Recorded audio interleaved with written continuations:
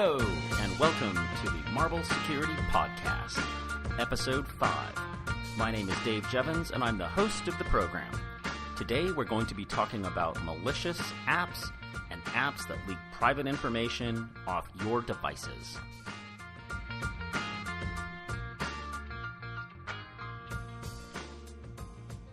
In the age of the Windows-based personal computer, hackers, cybercriminals, and hostile governments would try to install malware on people's computers to take over and steal passwords, usernames, and corporate information and gain access to internal networks. Malware effectively was an advanced form of a virus. Malware is an advanced form of what we used to know as viruses. It basically would get into the operating system through bugs in the OS or through bugs in the Internet Explorer web browser or popular plugins like Adobe Acrobat Reader, Flash, Java, or JavaScript. In the mobile world, things are a little bit different.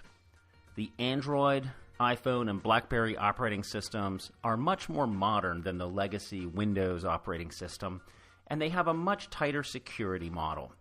So these days, we don't so much see malware trying to take advantage of bugs in the operating system and get into the device.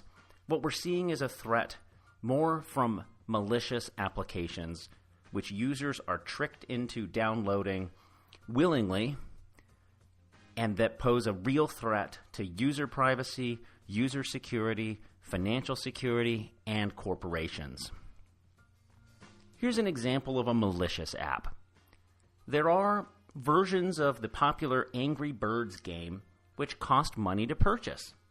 Not everyone wants to spend that money, and hackers know this.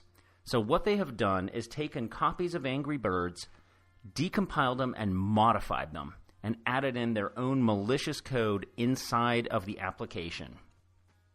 Then they publish these hacked versions of Angry Birds onto a variety of different marketplaces on the internet, many of them not very legitimate, and they spam out links to these marketplaces to get the free version of Angry Birds, or they will place them effectively in search engines, bomb the search engines, put them on chat rooms, on blog postings, etc., blog spam it, so that people find these supposedly free versions of Angry Birds, and they download them, play them, and little do they know that they've now got a malicious app on their device, which is uploading information to hacker servers, or in many cases, what these things do is they start sending SMS messages to international numbers, or they start making phone calls to international numbers and driving up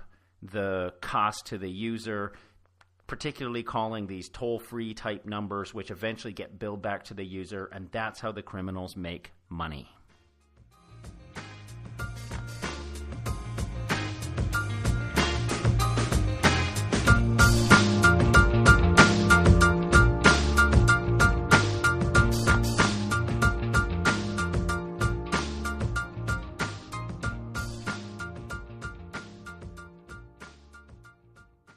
There are other categories of malicious apps that we're seeing in the wild.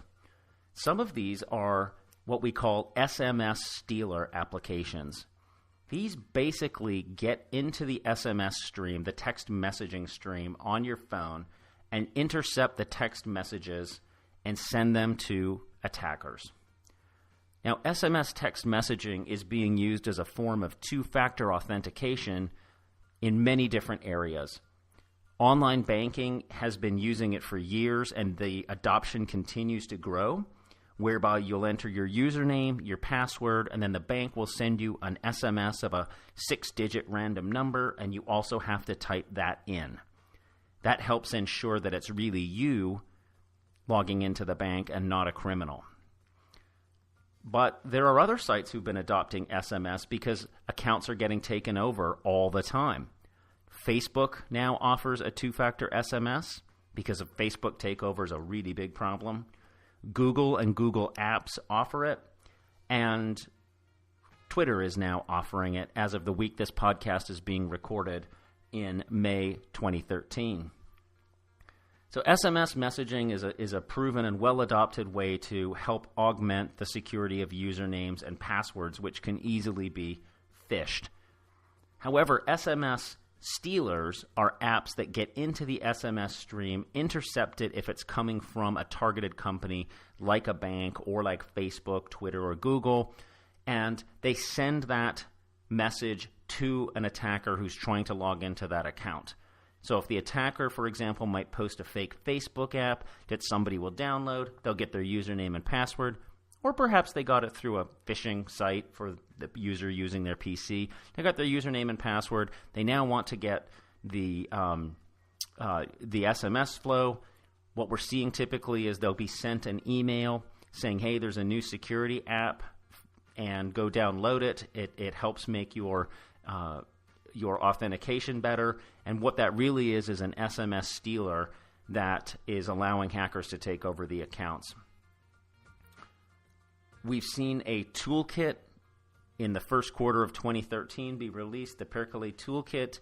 This allows attackers to very easily create their own app for Android primarily that can be branded to look like the company you're attacking, who is using SMS messaging, and sits as a shim, steals the SMS messages, and forwards them to a server of the attacker's choice.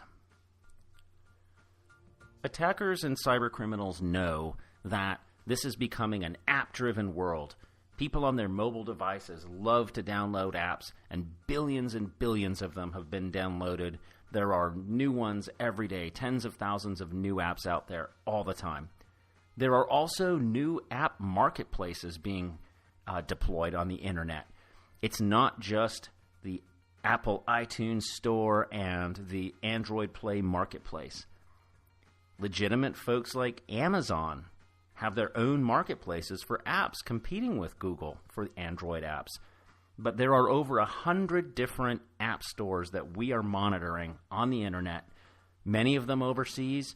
Some of them are purely malicious. There is nothing on there but malicious code, hacked applications, and spoof applications and Trojans designed to get onto people's computers or onto their phones and do bad things.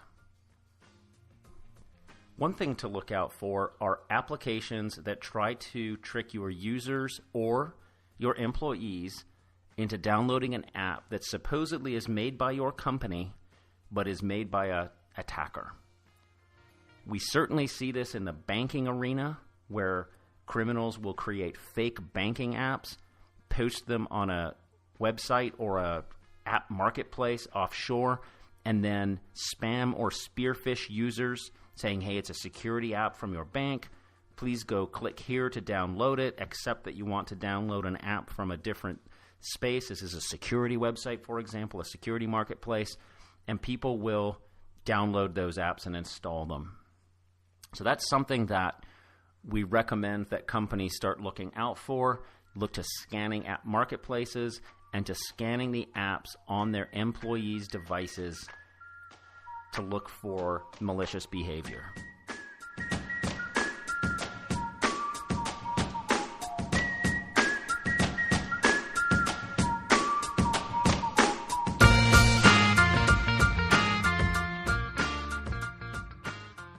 There's an entirely other category of application which we tag as privacy leaking apps.